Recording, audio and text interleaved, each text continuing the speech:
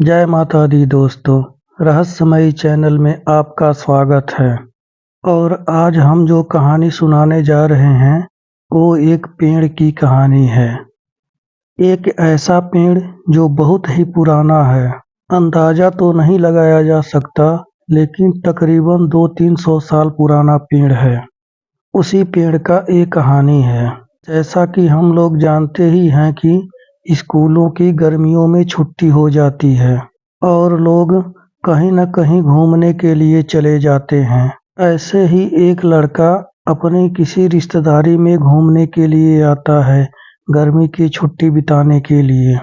और वहाँ 2-3 दिन रहने के बाद कुछ लड़कों से दोस्ती हो जाती है और उन लड़कों के साथ घूमना फिरना शुरू हो जाता है। चाहे दिन हो या रात हो, सभी लोग एक साथ ही घूमने जाते थे। ऐसे ही एक रात की बात है, सभी दोस्त घूमने के लिए जा रहे थे कि थोड़ी दूर चलते-चलते एक दोस्त बोला, यार उधर मत जा। तब लड़का बोला, यार उधर क्यों ना जाएं? तब जवाब में एक दोस्त बोला, यार उधर जो वो पेड़ दिखाई दे रहा है ना, वहाँ कोई आता जाता नहीं है। वैसे तो कोई डरने वाली बात नहीं है, लेकिन उस पेड़ पर चमगादड़ और कौवे और उल्लू रहा करते हैं। ज़्यादा डर उल्लुओं का होता है, वो इंसानों पर हमला कर देते हैं, वहाँ किसी को टिकने नहीं देते। वैसे भी ये रात का टाइम है, उल्लुओं को ज़्यादा दिखाई देता है रात के समय में, इसलिए आज हम लोग वहाँ नहीं जाएंगे। तब लड़का उनकी बात को मानकर दूसरी तरफ उन लोगों के साथ चला जाता है और वापस आने पर उसी पेड़ के बारे में सोच रहा था कि हमारे दोस्त उसके पास जाने के लिए क्यों मना कर रहे थे। फिर सोचा, चल यार सवेरे अकेले ही चले जाएंगे वहाँ पर, देख के आएंगे क्या सही में उल्लू चमगादड़ वहाँ रहते हैं कि नहीं। और अगली सुबह वो निकल जाता है उस पेड़ के नीचे। पहुंचकर इधर उधर ऊपर नीचे देखता है तो वहाँ तो कौवे तो नहीं थे, लेकिन और चमगादड़ भी दिखाई नहीं दे रहे थे, लेकिन कुछ उल्लू उस पेड़ पर बैठे नजर आ रहे थे।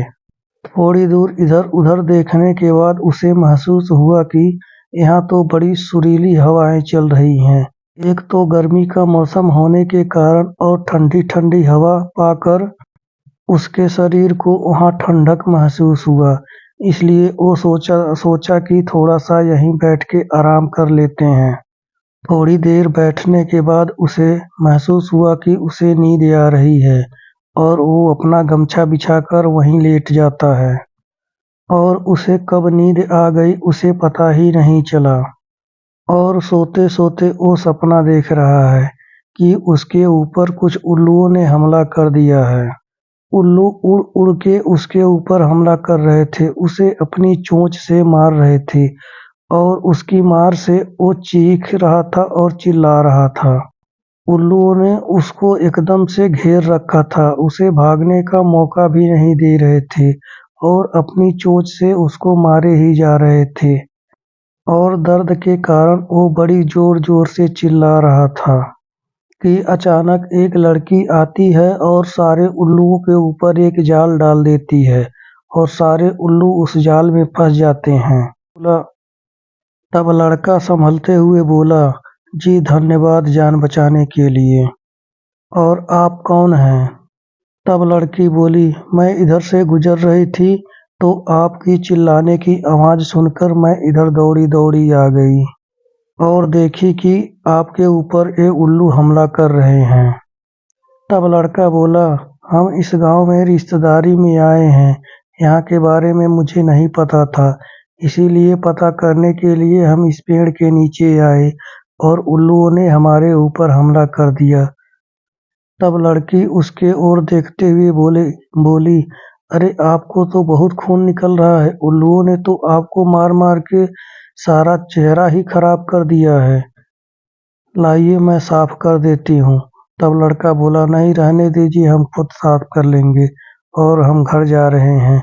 तब लड़की बोली, ऐसे जाओगे तो लोग क्या कहेंगे, किससे मार खा के आ रहे हो, ऐसा करो मैं साफ कर देती हूँ फिर चले जाना।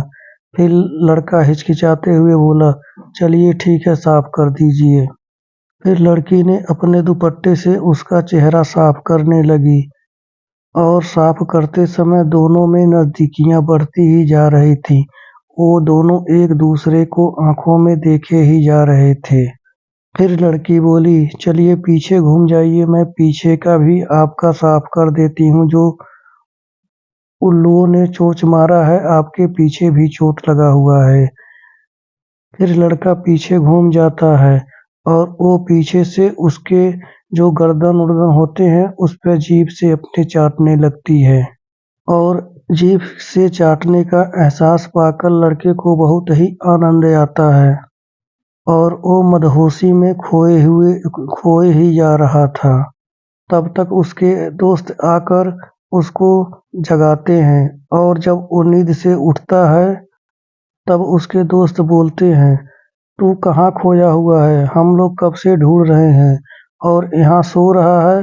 हम लोग कब से आवाज मार रहे हैं, तू है कि तेरा नींद खुलने का नाम ही नहीं ले रहा है। उसके बाद वो शक पकाते हुए बोला, अरे यार, मैं यहाँ सही सलामत हूँ। मुझे तो उल्लुओं ने बहुत मारा है। और वो लड़की कहाँ गई जो हमारे जख्म पर जख्म साफ कर रही थी? तब उसमें से एक दोस्त बोला, साले जख्म कौन साफ कर रहा था? तेरे सारे शरीर पर तो कुत्ता चाट रहा था। तू सपना देख रहा होगा। तब वो बोला, हाँ यार, बहुत भयानक सपना देखा हूँ। जैसे लग रहा था कि उल्लुओं ने हमारे ऊपर हमला कर दिया है।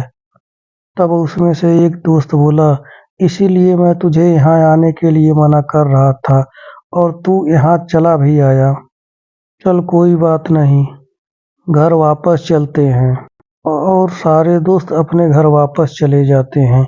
अगर ये कहानी आप लोगों को पसंद आती है तो चैनल को सब्सक्राइब, लाइक और कमेंट करके हमें बताएं कि कहानी कैसी लगी। नमस्कार।